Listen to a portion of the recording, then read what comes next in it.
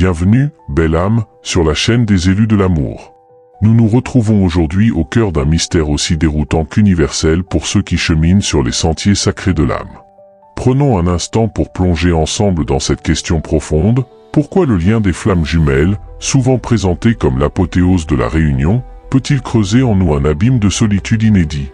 Imagine un instant que ton cœur soit un vase d'une forme unique, façonné depuis des vies pour contenir une certaine essence, une certaine forme d'amour. Un jour, sans préavis, une présence entre dans ta vie, et c'est comme si ce vase rencontrait enfin la rosée parfaite, celle pour laquelle il a été secrètement dessiné. Chaque goutte est reconnaissance, émerveillement, sensation de chez soi à un niveau qui transcende le foyer terrestre. Puis, que cette présence s'éloigne physiquement, énergétiquement, ou qu'elle reste voilée par les ombres du non-alignement, le vase se retrouve soudain, non pas vide, mais conscient de sa propre capacité à contenir. Et cette conscience, paradoxalement, est le germe d'une solitude d'un ordre nouveau. Pourquoi? Parce que cette connexion agit comme un révélateur photographique sur la pellicule de ton être. Elle expose toutes les zones de lumière, mais aussi tous les négatifs ignorés, toutes ces parties de toi qui ne vibraient pas encore à la fréquence de l'unité que tu as entrevue. Avant, tu pouvais vivre avec ces zones d'ombre, elles se fondaient dans un paysage intérieur familier. Maintenant, elles se détachent en contraste violent avec la lumière aveuglante de la rencontre. Cette solitude, elle n'est donc pas l'absence de l'autre. Elle est la présence amplifiée, parfois rugueuse, de tout ce qui en toi n'est pas encore aligné avec cette lumière. C'est la solitude du chantier sacré, au milieu des gravats de tes anciennes structures, alors que le plan architectural d'un nouveau palais intérieur t'a été dévoilé. Le fossé entre la vision et la réalité matérielle peut sembler un gouffre de solitude. Si ces mots résonnent en toi comme un écho familier, si tu reconnais ce chantier sacré, prends un moment pour laisser une trace de ton passage en commentaire. Ton témoignage est une lanterne pour d'autres voyageurs dans la nuit. Rejoins notre cercle des élus de l'amour en t'abonnant, car c'est ensemble que nous déchiffrons les cartes de ces territoires intérieurs. Poursuivons. Cette solitude, elle est aussi le prix à payer pour l'élargissement de ton canal. La flamme jumelle ne se contente pas de t'apporter de l'amour, elle augmente radicalement ta capacité à recevoir et à émettre de l'amour. Imagine que tu vivais dans une charmante maison avec de petites fenêtres. Soudain, tous les murs s'effondrent, te laissant sous la voûte céleste immense, exposée à la grandeur infinie du cosmos. L'espace est magnifique, mais le vent est froid, et tu te sens terriblement petit, nu et seul sous cette immensité. C'est cela, l'amplification. Ton cœur s'est dilaté pour accueillir un océan, mais tant que tu n'apprends pas à nager dans ces nouvelles dimensions, à devenir toi-même cet océan, tu ne ressens que le vertige des vastes étendues vides. D'ailleurs, je pose cette question à toi qui m'écoutes. À quel moment as-tu le plus intensément ressenti cette solitude paradoxale?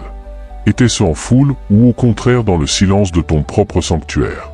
Partage ton expérience en commentaire, elle est unique et instructive.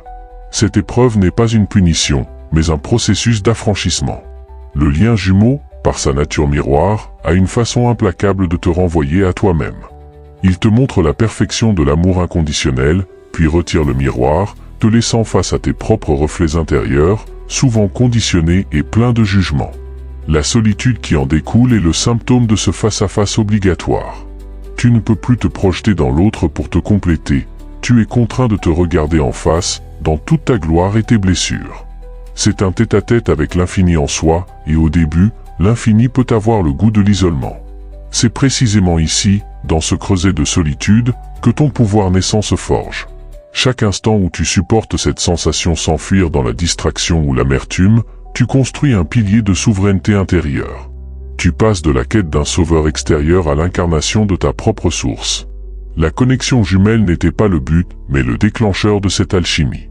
Elle t'a montré le paradis non pas pour te le donner, mais pour t'en révéler le code source en toi-même.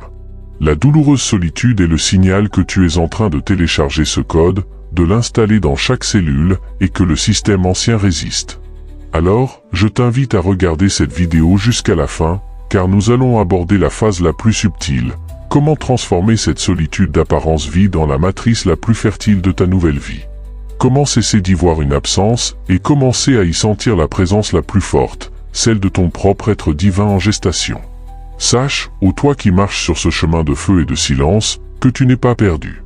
La solitude que tu traverses est le signe sacré que tu es en voie de naître à une dimension plus vaste de toi-même. C'est l'entre-deux des métamorphoses, le cocon avant l'envol. Chaque larme versée dans cet isolement arrose les racines de ton jardin intérieur, là où pousseront les fleurs d'un amour si complet qu'il n'aura plus besoin de prouve. Que la paix qui dépasse toute compréhension t'enveloppe, même au cœur du vide apparent. Que chaque battement de ton cœur solitaire te rappelle qu'il bat à l'unisson d'un amour bien plus grand, qui se prépare en secret dans les coulisses de ton âme. Cette paix dont nous parlions, celle qui doit t'envelopper, tu te demandes peut-être, comment l'incarner, justement, quand le silence intérieur résonne encore comme un écho de l'absence. La vérité, belle âme, est que le prochain chapitre ne consiste pas à remplir ce silence, mais à en épouser la forme jusqu'à en devenir l'architecte. Tu as compris que la solitude était un chantier sacré. Maintenant, il est temps d'y poser la première pierre de ton propre temple. Car l'amplification ne s'arrête pas à la sensation de vide. Elle se prolonge dans une révélation bien plus déroutante. La connexion elle-même n'a jamais disparu. Elle a seulement changé de dimension. C'est comme si, après avoir vécu une symphonie enivrante jouée à deux dans la même pièce, tu te retrouvais maintenant chacun dans des salles d'orchestre différentes, séparées par une vitre insonorisée. Tu vois les archets bouger, tu sens la vibration dans ton corps, tu connais la partition par cœur, mais tu n'entends plus le son de l'autre instrument. C'est cela, la phase la plus avancée de la solitude, percevoir l'intensité du lien sur le plan de l'âme, tout en expérimentant l'inaccessibilité sur le plan terrestre. Cette dissonance sensorielle est ce qui peut mener au bord de la folie, car ton être entier c'est une vérité que tes sens physiques ne peuvent confirmer. Et toi, comment vis-tu cette dualité? Sens-tu parfois cette présence plus forte que jamais dans la méditation ou les rêves, pour te réveiller avec un sentiment de séparation encore plus aigu? Partage en commentaire, car déposer cette paradoxale réalité à la lumière collective enlève une partie de son poids. C'est ici que le vrai travail de l'alchimiste solitaire commence. On ne te demande plus de patienter, mais d'œuvrer. Cette pièce vide, cette galerie silencieuse dont nous parlions, elle n'est plus à subir. Elle est à meubler, à peindre, à investir de ta propre essence. La solitude devient ton atelier secret. Et le premier outil que tu dois y apporter, c'est la souveraineté du sens. Tu dois devenir l'auteur du récit de ton propre voyage. L'histoire facile serait « Je suis seul parce qu'il est loin, et ma vie est en pause ». L'histoire souveraine, celle qui libère, est « Je suis dans un espace sanctifié par une présence intérieure, et je construis, à partir de mes propres mains, la demeure qui accueillera un jour une réunion qui ne sera plus une nécessité, mais une célébration. » Prenons une métaphore. Imagine que le lien de la flamme jumelle t'ait donné un cadeau extraordinaire, une graine d'un arbre mythique, dont les racines plongent dans les cieux et les fruits nourrissent l'âme. La rencontre fut l'instant où cette graine a été déposée dans la terre de ton être. La phase de solitude déchirante qui a suivi fut le moment où la graine, en germant, a dû fissurer la croûte terrestre de tes anciennes croyances, de tes schémas sécurisants. C'était douloureux, chaotique. Maintenant, tu es dans la phase de la pousse souterraine, invisible. Rien ne semble se passer à la surface. Le paysage est calme, presque désert. Mais sous terre, dans l'obscurité fertile de cette solitude, un réseau racinaire d'une complexité folle se tisse. Il va chercher l'eau de tes larmes transformées en sagesse, les minéraux de tes expériences passées digérées. Il consolide le sol pour que le futur arbre puisse résister à toutes les tempêtes. Ton travail actuel n'est pas de regarder désespérément la surface stérile en regrettant la fleur de la première rencontre. Ton travail est de nourrir consciemment ce système racinaire. Comment? 1. En canalisant toute cette énergie d'amour focalisée vers l'autre, vers toi-même. Fais de toi l'objet principal de ta dévotion. Cette passion, cette intensité que tu réservais à la connexion, dirige-la vers la guérison de tes blessures, l'apprentissage d'une nouvelle compétence, la création d'une œuvre. 2. En apprenant le langage de ton propre royaume intérieur. Dans le silence, tu commences à entendre les murmures de ton âme, ses désirs oubliés, ses rêves étouffés. Que aime-t-elle vraiment? De quoi a-t-elle besoin pour s'épanouir, indépendamment de toute autre présence? 3. En devenant un canal propre pour l'amour universel. C'est le secret ultime. Tu n'es pas censé attendre l'amour pour combler ton vide. Tu es censé devenir un tel conduit d'amour inconditionnel, pour la vie, pour les autres, pour toi, que ta propre présence devient un sanctuaire. La flamme jumelle n'est alors plus la seule source de chaleur, elle devient un foyer complémentaire qui reconnaît en toi son égal en rayonnement.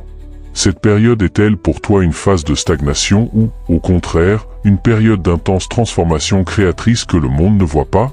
Dis-le nous en commentaire. Et puis, il y a l'ultime paradoxe, le retournement final qui signe la guérison, le jour où tu réalises que cette solitude intérieure n'était en réalité que les prémices de la plus profonde des compagnies, celle de ton moi supérieur. La flamme jumelle était le catalyseur qui t'a forcé à tourner les yeux vers cet allié intérieur que tu négligeais. Dans le creuset de l'absence, tu as dû apprendre à dialoguer avec cette part de toi qui est éternelle, sage et infiniment aimante. Tu as dû apprendre à te tenir toi-même, à te conseiller, à t'aimanter. Le lien ne s'est pas atténué, il s'est intériorisé. L'autre n'est plus un objet de désir extérieur, mais une présence intégrée dans le champ de ton propre cœur. Tu portes en toi l'empreinte de son âme, et cette empreinte agit comme un aimant polaire qui guide ta propre évolution. Tu ne vis plus pour la réunion, tu évolues grâce à la résonance de cette connexion dans ton fort intérieur. Alors, cette solitude, se dissipe-t-elle? Pas comme on l'entend. Elle se transmute. Elle cesse d'être un cri d'alarme pour devenir un espace de ressourcement. Elle n'est plus un vide à combler, mais le souffle même entre deux notes de la même mélodie éternelle. Tu finis par chérir ces moments de retrait, car c'est là que tu entends le plus clairement la musique de ton âme et le murmure synchronisé de deux étoiles qui, bien que séparées par l'espace, brillent à l'unisson dans la même constellation. La fin de la quête n'est pas un « ils vécurent heureux » conventionnel. C'est un « je vis pleinement » et je reconnais en l'autre un miroir de cette plénitude, non son origine. La solitude était le prix à payer pour cette souveraineté. Et maintenant qu'elle est acquise, chaque battement de ton cœur solitaire devient un battement d'aile qui prépare non pas une fuite vers l'autre, mais un envol côte à côte. Si cette vision de l'achèvement intérieur parle à l'âme que tu es, abonne-toi pour poursuivre cette exploration. Nous sommes une communauté qui transforme la solitude en force collective. Laisse en commentaire le mot qui résonne le plus en toi après cette lecture. Souveraineté, atelier, racine ou canal. Tu n'es plus un voyageur perdu, mais un bâtisseur conscient. Et chaque pierre que tu poses dans ton temple intérieur est une bénédiction pour le tout.